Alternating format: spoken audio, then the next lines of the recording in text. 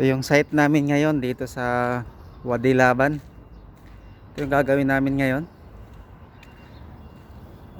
Malinis na. Hahanginan na lang to para matanggal yung mga alikabok. Napakaganda ng view dito. Sa baba meron silang football field. Tatlo ay apat.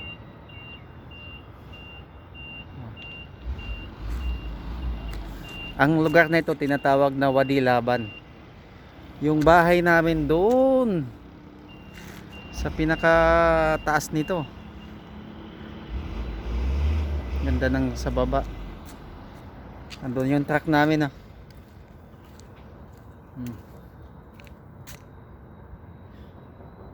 Pakistani nagbibihis yung bidyas niya.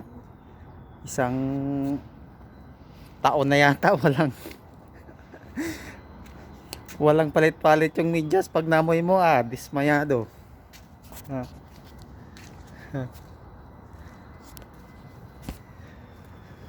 Grabe sila. Kayang baho ng mga paa nila.